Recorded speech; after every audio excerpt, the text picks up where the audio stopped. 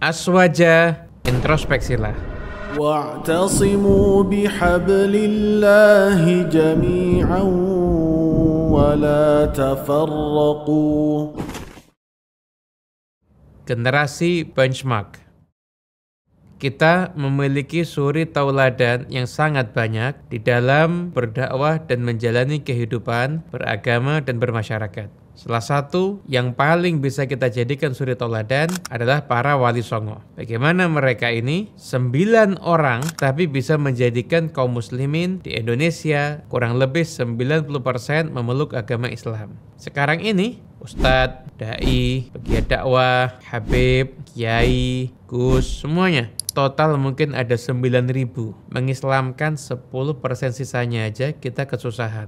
Dan bagaimana generasi terdahulu, mereka sangat selaras antara mengedepankan fiqhul dakwah dan fiqhul ahkam. Sehingga setiap di mana mereka berada, mereka bukan hanya menjadi oase rohani bagi masyarakat yang ada di sekitarnya, namun mereka juga bisa menjadi penggerak roda ekonomi untuk masyarakat di mana mereka itu berada. Dan juga cara-cara mereka di dalam menjaga ahlus sunnah wal jamaah itu sangat elegan. Kita bisa melihat Kiai Haji Hasyim Asy'ari Hadratus Syekh pendiri Jam'iyah Nahdlatul Ulama. Beliau membawa ajaran Ahlus Sunnah wal Jamaah, mendakwahkannya di masyarakat dan memperjuangkannya. Namun di dalam proses beliau memperjuangkan Ahlus Sunnah wal Jamaah, tetap beliau itu bersikap sangat elegan apabila ada pelaku daripada ajaran Ahlus Sunnah wal Jamaah dan di situ dia melanggar syariat, maka beliau pun juga akan menegurnya. Sehingga di antara kitab karya Hadratus Syekh Kiai Haji Hasyim Asy'ari, di situ juga ada kitab yang beliau itu membahas tentang pelaku pelaksana acara Maulid Nabi Muhammad SAW, namun dalam acaranya itu melanggar syariat. Artinya Ahlus Sunnah wal Jamaah itu tidak diperjuangkan dengan cara-cara yang melanggar syariat dan melanggar ajaran Islam. Kemudian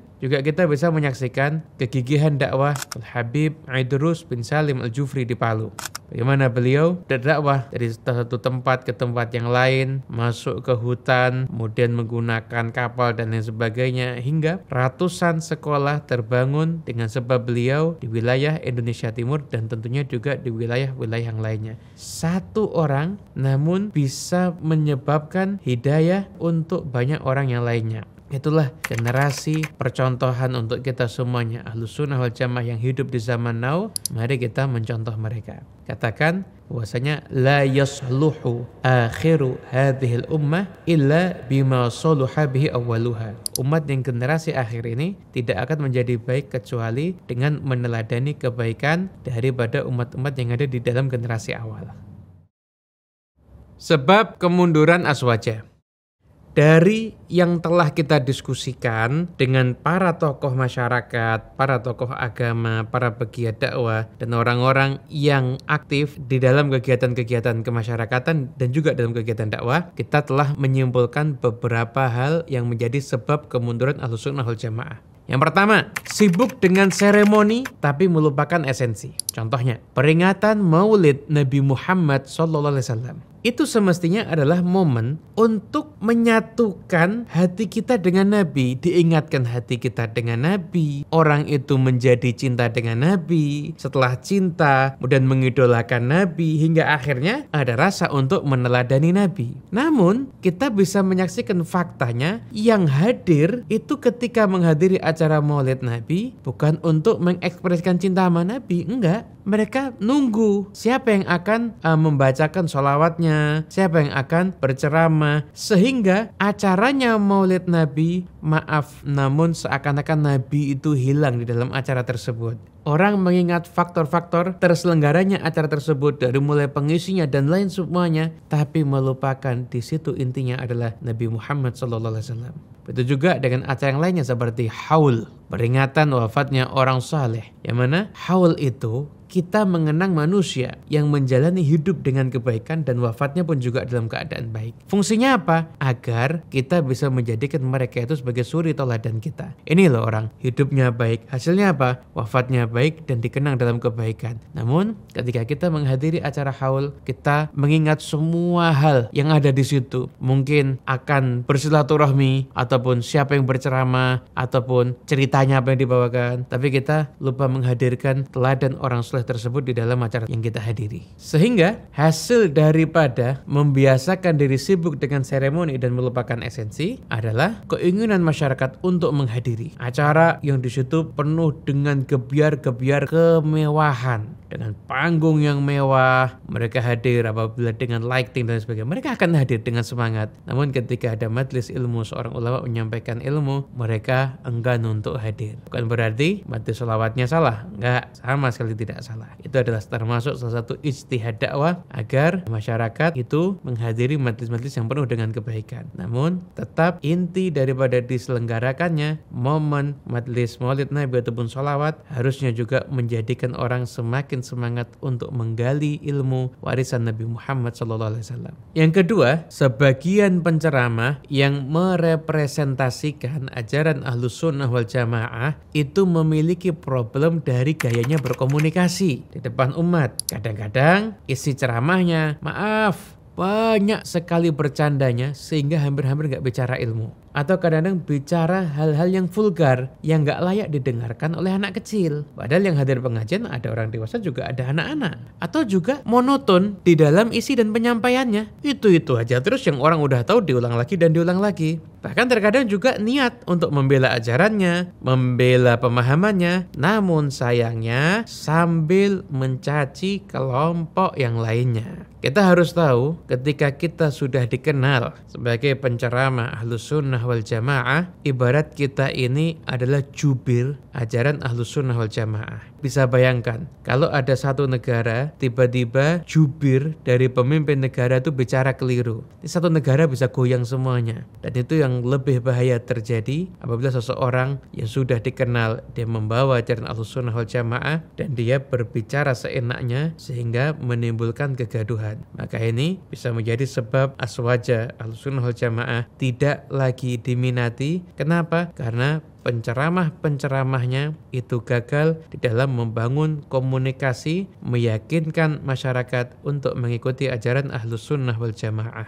Yang ketiga, kurang kepedulian terhadap fenomena sosial. Sehingga isi dakwah, isi ceramah udah nggak solutif lagi.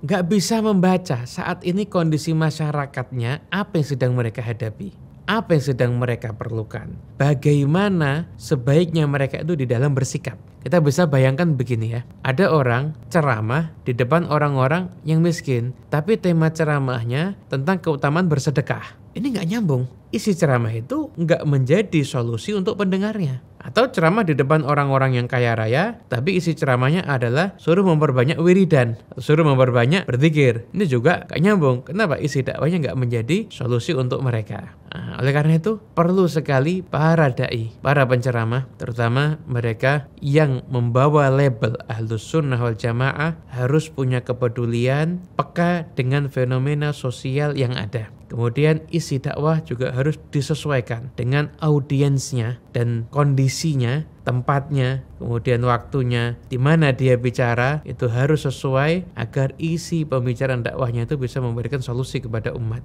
Yang keempat, konsep acara yang diselenggarakan biasanya dipegang oleh tuan rumah. Sehingga terkadang para ulama pengisi acara harus menoleransi apa yang diinginkan oleh tuan rumah. Dan sayangnya tuan rumah juga terkadang orang yang tidak mengindahkan aturan syariat. Ini bisa dibayangkan penceramah yang selama ini dia menjaga harga dirinya, menjaga muruahnya, tiba-tiba diundang untuk menghadiri satu acara pengajian, sampai di lokasi ternyata sudah bercampur laki dan perempuan. Sehingga pasti akan bingung, mau pulang juga nggak mungkin, mau tetap di sana, itu juga bertentangan dengan harga dirinya dan muruahnya serta nuraninya. Nah, sehingga ini menjadi satu problem tersendiri. Oleh karena itu, mungkin tuan rumah penyelenggara pengajian harus mengindahkan aturan-aturan syariat serta norma-norma yang berlaku di masyarakat, terutama norma-norma kesopanan dan kesantunan. Yang kelima, menutup mata atas kesalahan kelompoknya. Jadi kalau kelompoknya berbuat kesalahan, mereka tutup mata. Bahkan kadang-kadang membenarkan walaupun tidak diucapkan. Namun, kalau sudah jadi polemik, viral, baru kemudian bersih-bersih untuk membenahi diri. Kurangnya sensitivitas di dalam memahami mana perilaku yang tepat dan mana perilaku yang tidak tepat, terutama jika perilaku yang tidak tepat itu dilakukan oleh kelompoknya sendiri, ini mulai harus dibangun. Maksudnya siapapun yang salah, mau kelompok kita ataupun kelompok orang lain,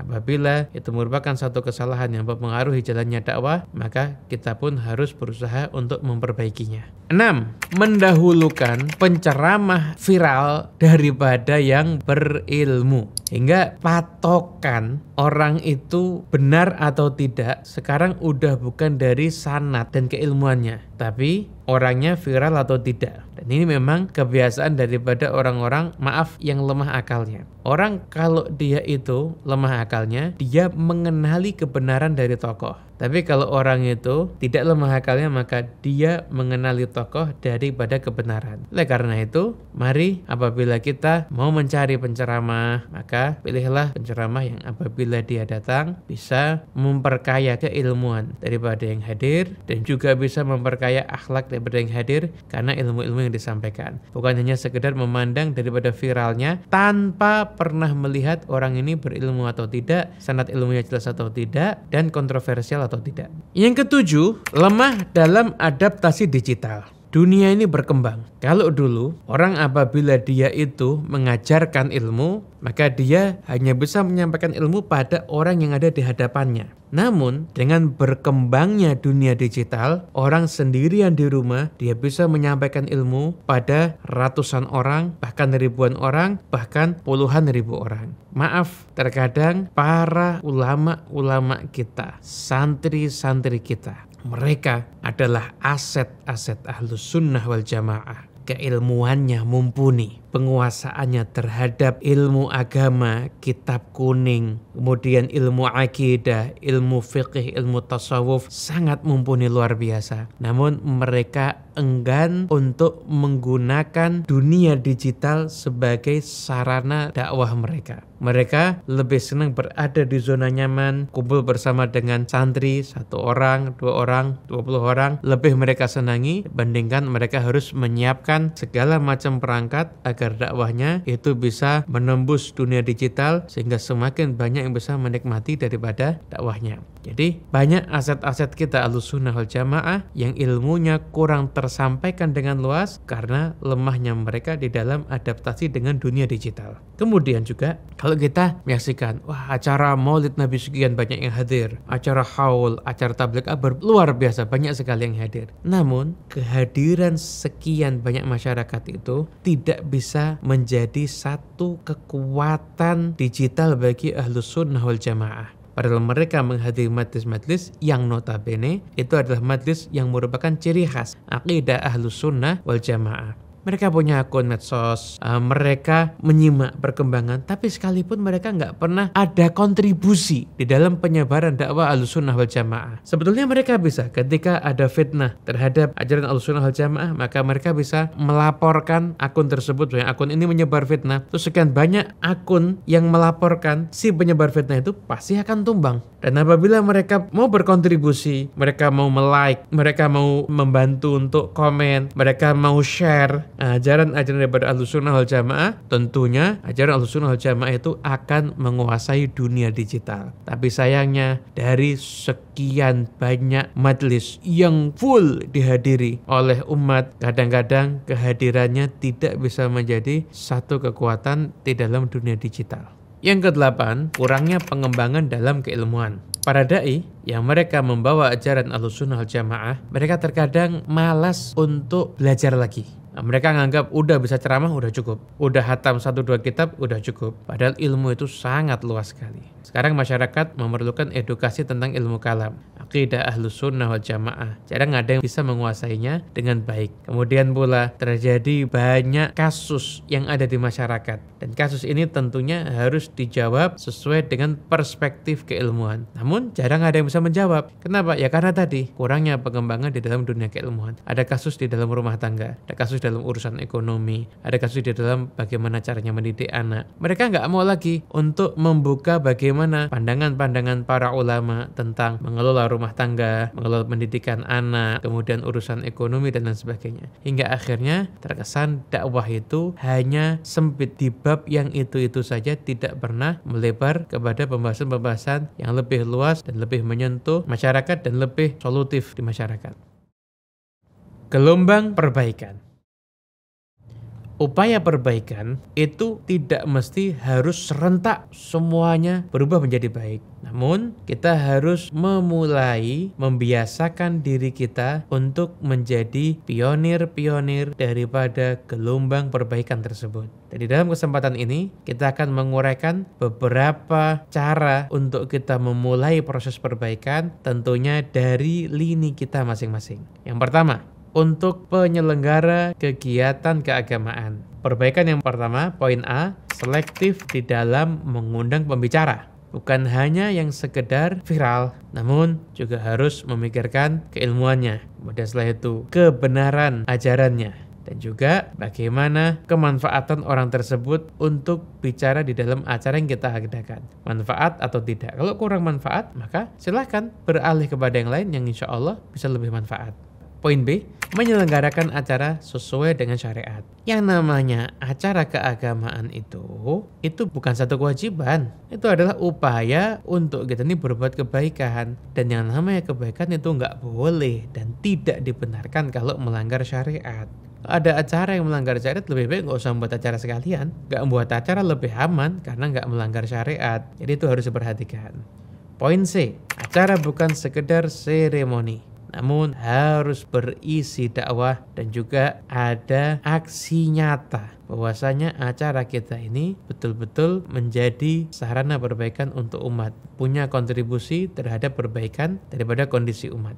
Yang kedua, untuk para pengisi acara, mari memperkaya keilmuan, jangan pernah berhenti belajar. Apabila kita menyaksikan teladannya orang-orang saleh, mereka tuh nggak ada yang merasa cukup dengan ilmu, mereka tuh selalu belajar. Imam Syafi'i ketika beliau sudah menjadi seorang yang hebat, ketika beliau datang ke Mesir, beliau masih duduk untuk berkonsultasi, belajar bersama dengan seorang wanita salihah Sayyidah Nafisah. Dan karena itu, para pengisi acara yang biasa diundang untuk memberikan nasihat ataupun ceramah, Anda jangan berhenti belajar. Teruslah belajar, memperkaya keilmuan dalam diri Anda, sehingga Anda bisa memperkaya keilmuan orang yang hadir dan mendengarkan nasihat Anda. Kemudian setelah itu, nasihat Anda itu harus solutif. Setelah Anda membaca kitab, maka bacalah realitas kehidupan di masyarakat. Kemudian tentukan nasihat yang sekiranya pas menjadi obat untuk mereka. Gak mungkin seorang dokter itu bisa memberikan obat yang pas kecuali dia sudah melihat kondisi pasiennya, mengetahui penyakitnya, baru bisa menentukan obat apa yang paling pas. Setelah itu silahkan sampaikan dengan konsep yang menarik. Boleh kita ada 1-2 kali kita bergurau agar suasana itu menjadi cair dan agar orang itu menjadi rileks, itu gak ada masalah. Tapi yang jelas niat dakwah kita bukan untuk membuat orang tertawa, bukan itu. Tapi niat dakwah kita adalah untuk memperbaiki diri kita dan juga memperbaiki orang yang mendengarkan daripada nasihat kita. Yang ketiga, untuk orang yang mau hadir acara, yaitu selektif di dalam memilih majelis yang akan dihadiri. Tidak semua majelis apabila kita hadiri itu akan mendatangkan kebaikan untuk kita. Kadang-kadang duduk di rumah justru lebih baik daripada menghadiri majelis, walaupun labelnya itu majelis kebaikan, namun isinya ternyata bertentangan dengan nilai-nilai kebaikan itu sendiri. Nah, karena itu selektiflah di dalam memilih majelis. Jangan melihat majelis hanya berdasarkan, oh ini acara besar, oh ini acara akbar, ini acara meriah. Jangan hanya menilai berdasarkan itu. Mohon maaf, kalau ada seorang yang sangat viral, sangat terkenal, datang ke tempat Anda, dia akan memberikan pengajian umum, dan di tempat yang sama di kampung Anda ada seorang ustadz yang hanya ngajar di langgar, di musola, ketika itu akan membaca kitab yang berisi tentang fikih puasa Ramadan. Sedangkan Anda masih minim ilmu puasa Ramadan. Tahu enggak? Lebih bagus dan lebih baik Anda menghadiri kajian ustadz yang ada di Langgar itu, yang ngajarin Anda fikih puasa Ramadan, pada pengajian yang akbar itu, yang dihadiri mungkin puluhan ribu orang. Lebih bagus Anda datang majlis yang sesuai dengan apa yang Anda perlukan di saat itu. Bukan berarti majlis yang ini jelek, enggak. Dua-duanya sama-sama kebaikan. Tapi kita harus selektif. Mana yang lebih baik untuk kita hadiri? Mana yang lebih utama untuk kita dahulukan? Oleh karena itu, mari kita semuanya menjadi pionir-pionir daripada gelombang perbaikan. Kita jangan mimpi, nunggu semuanya serempak, kompak akan menjadi baik, baru kita jadi bagian salah satunya. Nggak seperti itu. Tapi kita mulai dari diri kita. Saya akan menjadi pionir daripada gelombang perbaikan. Saya akan mulai mengatur. Apabila saya penyelenggara acara, saya akan buat acara saya sebaik mungkin dan memiliki nilai dakwah yang terbesar. Kalau saya pengisi acara, tadi sudah disampaikan. Begitu juga kalau saya orang biasa hadir acara, juga sama. Kita memilih untuk diri kita semuanya ini menjadi pionir-pionir daripada gelombang perbaikan umat, khususnya ajaran Ahlus Sunnah wal Jamaah.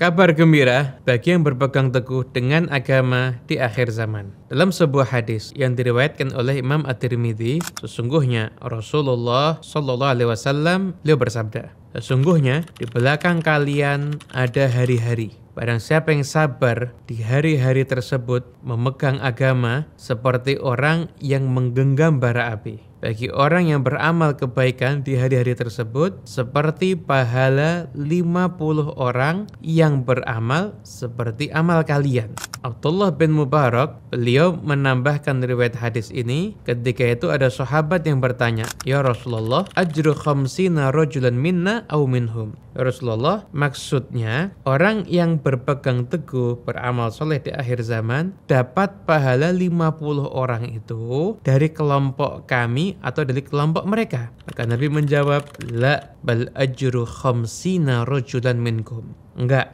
mereka dapat pahala 50 orang dari orang-orang seperti kalian, yaitu seperti sahabatnya Nabi SAW. Kabar gembira untuk kita semua yang teguh menjaga akidah, tidak keluar dari koridor syariat, baik di dalam berbisnis, baik di dalam mengelola rumah tangga, baik di dalam kehidupan, ataupun ketika membuat acara pernikahan atau apapun juga yang teguh memegang ajaran agama, maka mereka mendapatkan pahala 50 orang sahabatnya Nabi Sallallahu Alaihi Wasallam. Dengan catatan, pasti mereka akan merasakan berat, karena Nabi pun juga menyampaikan seperti orang yang menggenggam bara api. Tapi lebih baik sabar dan teguh dalam menjalani ajaran agama, walaupun seperti memegang bara api. Yang penting kita semua menjadi orang yang selamat di dunia dan di akhirat, insya Allah.